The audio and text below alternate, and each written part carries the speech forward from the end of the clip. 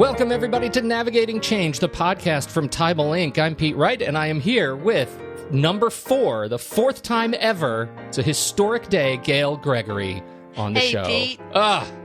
What a relief, Gail. This is so exciting. I know. I'm very, so quickly. very excited. I know. It's Quickly quick after turnaround. the 3rd, yeah. I know. It's becoming a regular thing. Don't let me get too comfortable. It's going to be shocked when Howard gets back. It will always be special, though, won't it, Pete? It will always be special. That's the truth. Okay, good. We have a very special guest on the show. Nuno Cuoto lives and works from his RV. In his work as a consultant and project manager in higher education, his ultra-mobile command center has become a central component to leading change through his firm, Optimal Partners, and Nuno joins us on the show today. Nuno, welcome to Navigating Change. Hey there. Very grateful for the invitation. Well, we are thrilled to have you here. This week, we're going to be taking on this big question: why should we care about the future of higher ed? Seems maybe too big for us to answer, but as we are wont to do, I think we're going to try and do it. First, however, make sure to head over to tybalinc.com to learn more about us and this show, to subscribe for free in iTunes or your podcast application of choice, and join the conversation on Twitter at Howard Tybal, or find us on LinkedIn. All right, old business out of the way. Nuno, you say that your work is to bring together the giving back and social cause side with the business side of higher education. This, to me, it was a profound statement, but I want to make sure that you and I agree as to why it's profound. Can you tell us a little bit about what you mean by that? Sure, absolutely. You're asking about my favorite topic. My passion for higher ed and for learning, all types of learning, goes back many, many, many years. And in my youth, I actually had to overcome quite a few obstacles in terms of being able to attend college. And that left a very profound impact on me, such a profound impact that later on in life, when I decided to build my own consulting company, I decided, hey, I need to do something that is aligned with that passion and aligned with my desire to promote education of all types. So in doing that, I said to myself, okay, sure, I want to build a business, but I also want to do something that makes a difference in people's lives, that makes a difference in students' lives and in their goals, helping them to get to where they want to be. So long story short, I have tried hard and continue to try hard to bring those two things together. And in every opportunity that I can, I attempt to give back to students and to startup companies coming out of universities, mentoring, promoting events, sponsoring events. And honestly, in the business side, I never sell. I just never sell. I just try to give back, and everything just falls into place. What does that look like when you like? Can you describe a project that effectively brings together this sort of the cause side and the business side? It comes to me because we've had a number of business officers, chief financial officers, presidents on this very show, and the cause side, the social side has never come up, and it's part of it is I don't know that we have an effective language to talk about it, but it leads to such an interesting conversation around passion that I want you to educate us a little bit on how we can effectively talk about it. It is difficult to define. It is difficult to define, even for me, what I mean by social entrepreneurship or social business. Everybody has a different definition. So I'm just learning as I go. I take what I love and I just do it, and I weave it into everything I do on the business side. So to give you a concrete example, years ago, I made friends with the dean of the University of Massachusetts in Dartmouth, and we had several conversations, and we started to discuss, as our friendship developed, how I could be of assistance, how I could help out the local university. Now, this is a university that is in southeastern Massachusetts. It is not as well known as others. It is in an economically underrepresented area. So students are looking for opportunities. They're looking for engagement. They're looking for mentorship. So it became obvious that those were the things that were needed, So at first, I started to put together some presentations, just calling together a group of students and say, hey, here's what I'm all about. Here's a little bit about what I do. Here's IT. How can I help? That led to more and more people becoming interested. It got to the point where a group of students, probably about 10 students or so, started to meet with me on a regular basis. And together we were working to try to figure out how we could create a mentorship program for the university to bring in other people beyond myself. We also were working, and still are working, on creating an entrepreneurial ecosystem, bringing together the different agencies in the area with various universities, even up in Boston, to come together at UMass Dartmouth to really create an environment in which not just students but members of the community could come together, pitch their ideas, their business ideas, and be mentored in that way. So just recently we had our first startup weekend at UMass Dartmouth. We're going to have another one. The next one will be focused on the social entrepreneurship. Soon we're doing the same thing in the Azores, which is where I'm from, the archipelago of islands in the middle of the Atlantic. So that's just one example. And that actually hasn't turned into any sort of business at UMass Dartmouth. That's fine. That's totally fine. It's something I love to do. It's such a fascinating look at just how you can cultivate that the kind of spirit of enthusiasm, entrepreneurship, and change in like ripples in a pond. Gail, what is it about this conversation that got you excited to have Nuno join us on the show? Because you've been very excited about having Nuno on the show. I have, because he's someone who loves what he does, and we always love to talk to people who love what they do, and I think it's the way that he takes his passion and lives it every day.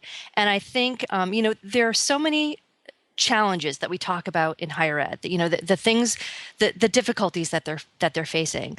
But the people that I find to be most successful in higher ed are the people who, in spite of the challenges, still tap into that inner passion of why they got into higher ed in the first place, and then see these challenges as opportunities as opposed to insurmountable. And so that's what really resonated with me in the first conversation that I had with Nuno. The things that we talk about generally on this show are the most difficult kinds of challenges that institutions are facing, to the point where we talk, more often than it's comfortable for anybody, about institutions that have closed. It's an incredibly difficult time. How do you spin that through this kind of work to reminding institutional leaders, from institutional leaders to boards to faculty to students, that this is a time to think of expansion, cultivation, and sort of growth through this fulfilling work? You hit the nail on the head in the last group you got to Pete, where you mentioned students, where I think and Nuno, where you talked about the student mentorship. It's remembering all about the students, and it can be, unfortunately, sometimes easy to forget that in these different conversations that we have. But keeping the focus on the students and the outcomes for the students, I think is the answer. Again, why are we here in the first place? I have learned such incredible lessons in my engagement with the students. They have taught me so much, so much. Probably the thing that they have taught me the most is there's so many, but the first one that comes to mind is just their incredible abilities, their creativity, their desire to make a difference, their desire, in some cases, some of these kids don't even want to get paid. They just want to get the exposure. They want to make a difference. And when they're given the opportunity, my website, for example, that was all built by students. I gave them guidance as to what I was looking for in the end. They built it. I was blown away by what they did. These kids are good. And by the way, I'm not recommending that you don't pay the students. I always try to pay them. I don't think it's fair to not pay them. But what I'm saying is that's how much passion some of these kids have. I encourage everyone who's out there to take a chance on some of these, especially the universities that are not as well known. because these are where the kids are like clamoring for some exposure. The Harvards and the MITs, they're all set. It's the ones that are in southeastern Massachusetts and somewhere in the backwoods of New England that don't have that exposure. So I can tell you more, but I think I'm getting a little long-winded. No, it's good. No. I spent the weekend at my wife's college reunion at a small college in Minnesota.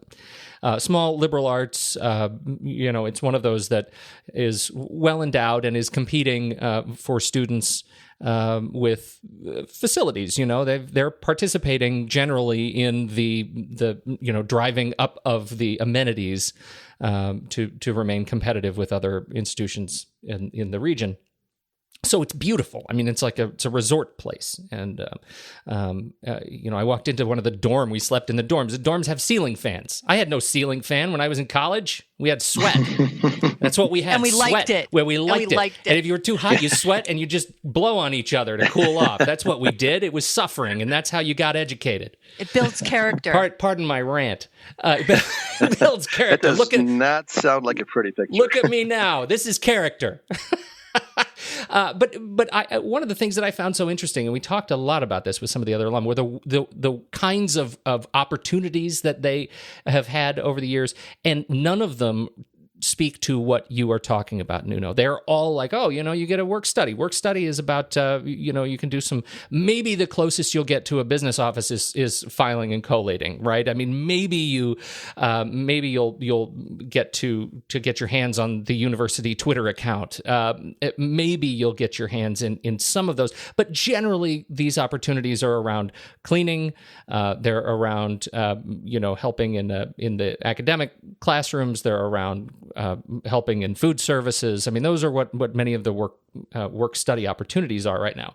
And what you're talking about really changes some of the dynamic there. It changes, and I think the message for business officers is you have an incredible resource in the student population that is likely going untapped. Is that a fair way to assess it? That is a very fair way to assess it. I was just having a conversation this weekend with a small college in New York, and they were looking for creative ways to reduce their costs. They're trying to do an implementation in the near future.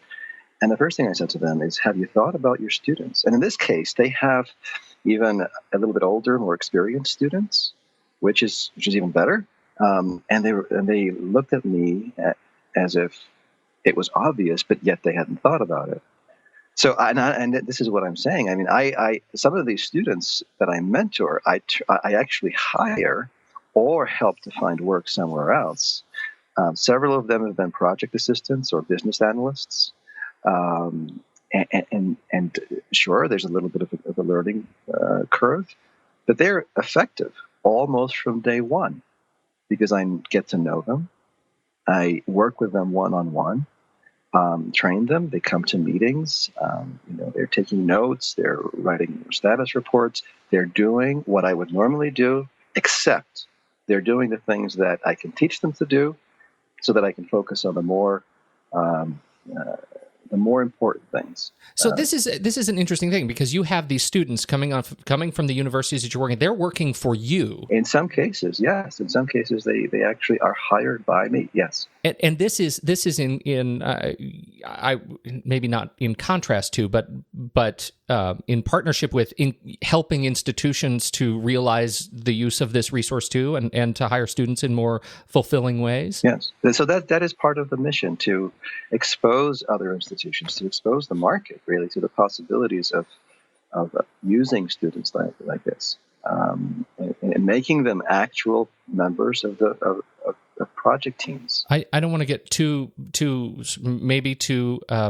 practical in this conversation, but I'm curious how you help institutions build the infrastructure to do that. Say you come to my alma mater and we they say, hey, we don't know how to do this.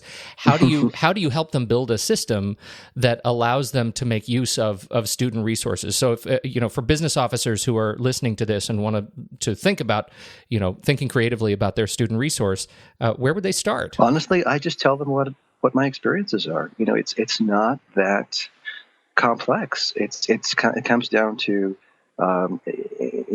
just logic. So think to yourself, if you're a student and you're looking for exposure, what would you like? So the first question I ask them is, tell me what you would love to do. What is it where do you want to be in 5 years? What sorts of things do you want to be exposed to that are going to get you there?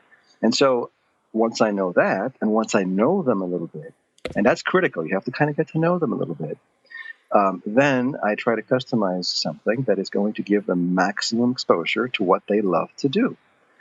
And then we work co-located. In my case, when they're working with me, we're working very closely together, sometimes just feet away.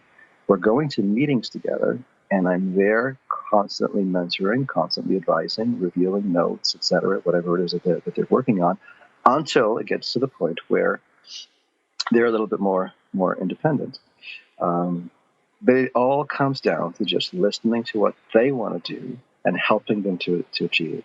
And then everything else kind of falls into place. Have you run into institutions that already have a rich system for doing this level of mentorship, or is this a fairly novel thing for you? I don't know of anyone who's doing it to the extent that I've been doing it. That was my sense. Gail, I'm sorry. It sounds like I almost interrupted you. I was also thinking, a lesson for our business officer listeners can be to think outside the box in terms of what students are capable of doing. So absolutely. Nuno, where you're talking about having the conversation of what is the student really interested in, the business officer can have with their staff the conversation of what else do we really need people to be doing that we think we don't have the resources for, or we know we don't have the resources for, and how can our students fill that need, because it will not only be providing substantive work for the student and giving them incredible skills when they leave, and go off to show off what a great value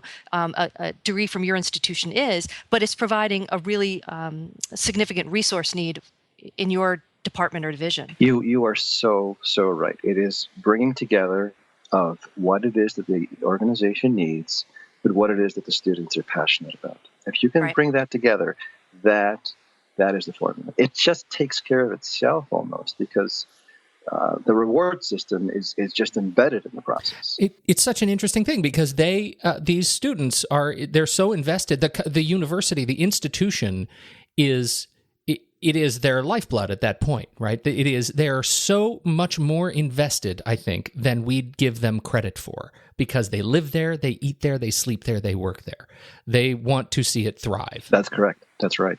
And in some cases, it doesn't even have to be students of the same university working at the university. For example, I'm at Boston College, and I've had many students come from UMass to help me at Boston College.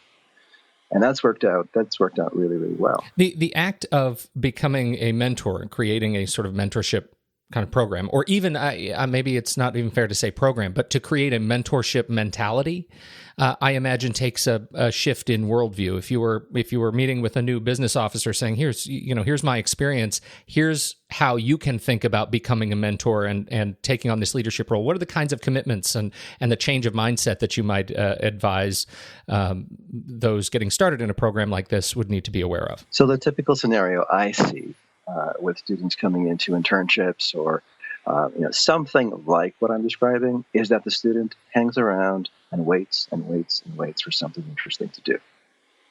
Many times I've seen this. Most of the time I've seen this. So the shift in mentality is, first, we have to make sure that this student is getting valuable mentorship, of course, but valuable work. They need to be doing something they thoroughly enjoy. They really feel like they're getting closer to their end goals, whatever it is. So how does that translate into a shift in mentality of the executives making these decisions?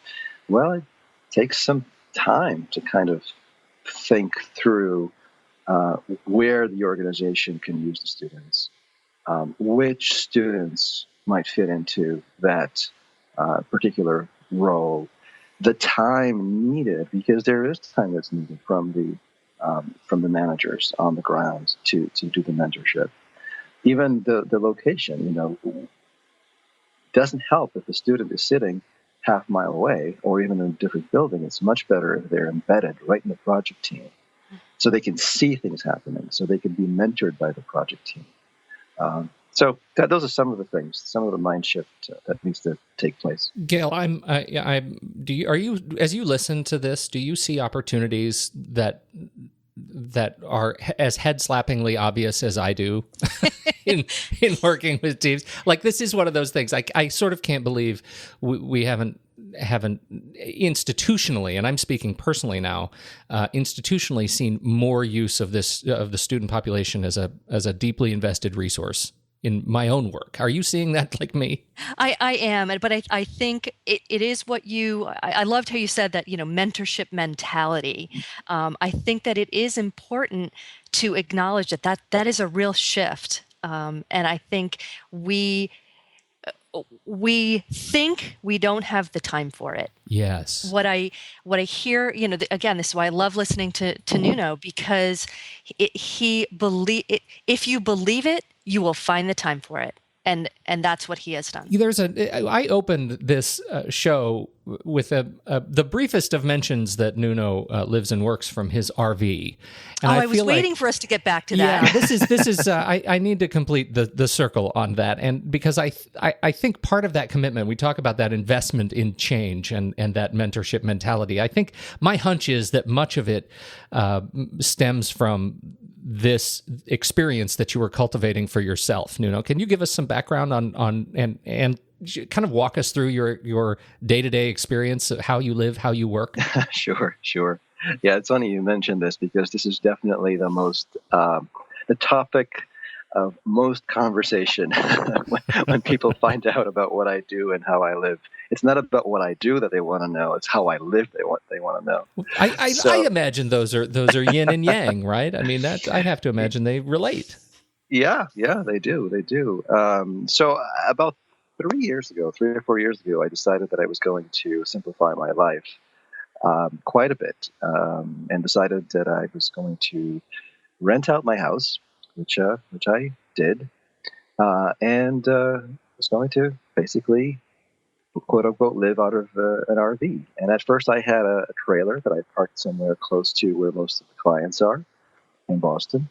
And then I decided to go all the way and get myself it's an RV, but you can also drive it around. I don't really know what the official term for it is. It's a large van that has everything you could possibly imagine needing in a home, but it's all there, packed into a small space.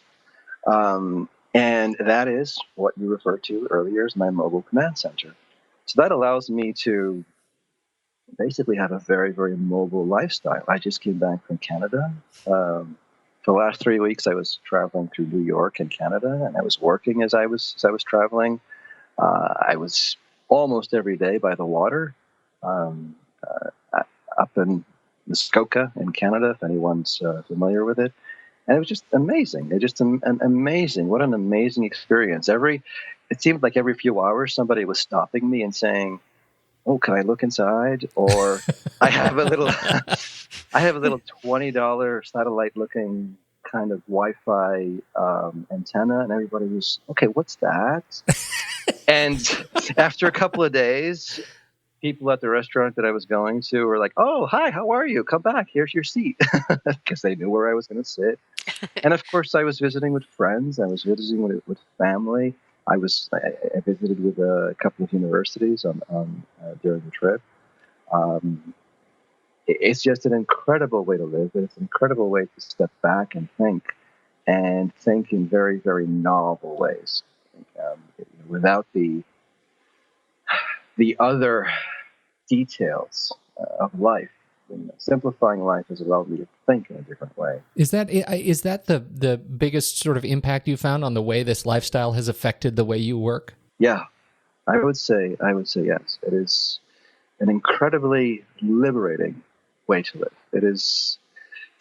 I mean, I'm really speechless. I don't have some of the responsibilities that I would normally have, like cutting the grass or shoveling the snow. Or what I do at that time instead is I do what I just described, or I spend time with my children, or I spend time with friends, or I spend time with the students. It's wonderful. That's fascinating. I felt that same degree, what I thought was the same degree of liberation when I moved from a regular desk to a stand-up desk. And now I realize that my experience pales in comparison, and I need to get back to work. Well, you are invited to come and visit anytime. Well, thank you. I may just be hitching a ride sometime. You'll see me on the side of the road. You will have to call ahead because I never know where I'm going to be. Well, I just have two things to respond to Nuno's thoughts there. First of all, regarding the shoveling snow for all of us in the Northeast, too soon, Nuno. And secondly, I think the lesson for the rest of us who are, let's face it, probably not going to get our own mobile command center is to kind of find those things that allow us to think creatively, to exercise, to visit with friends, to do those things that Nuno is describing, but to do them as we can, and because they are so important. And Nuno is a living example of what you can do when you give yourself time to focus on those things. I think that's a really great point. I mean, when you look at the overall lesson of this conversation for me is just the value of changing perspective, and we talk about the act of changing to that mentorship mentality, to look at the student resources that come into your office for any number of reasons, from financial aid to billing to whatever.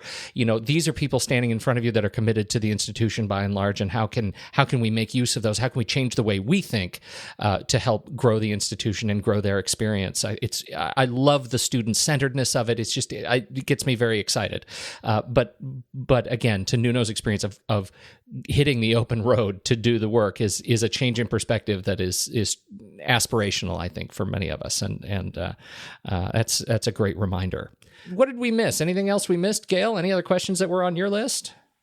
I think that we've hit them all. I wanted to make sure we got that RV in the end, and you did that, Pete. Good. Nuno, is there anything else you want to share with us? Anything else you want to share with our listeners? There is so much. I'm actually hoping to share some of this through a blog that I'm working on, but it's not quite ready. It will be one of these days, and look for the blog. We'll look for the blog. That's got to be on your list of shame, given this experience for the last 3 years that you don't have a blog about it yet. I know. What am I going to do? I'm so ashamed. Well, it's a great experience, and as soon as this, we will certainly update links from this post on Tybal Inc. and point to all of your, social endeavors as soon as they go live. So just keep us posted, and definitely, where would you like people to go for now to learn more about you and your work and your experience? Oh, sure. Well, thank you for asking. My website is www.optimal- like the minus sign, partners.com. So again, optimal, OPTIMAL -partners with an S.com. And if you want to learn more about my crazy adventures, go to the Our Story page. That's everybody's favorite. Highest you can see clicks. Your analytics must be a riot. Oh, everybody goes to that page and then scrolls all the way down to the bottom to see a picture of me standing in front of my RV by the water in Massachusetts. We'll make sure not to post that picture on our site. It's just going to be a see the picture link directly to that section. That's what we'll do. This has been a great conversation, Nuno. I hope you will come back and share more of your stories. Now that we've got the mentorship mentality conversation under our belts, we can start digging into even more in the future. Well, thank you so much for having me. It's been a pleasure. Thank you. Nuno Cuoto, optimal-partners.com. Gail, Gregory, as always, it's a treat. Thank you, Pete.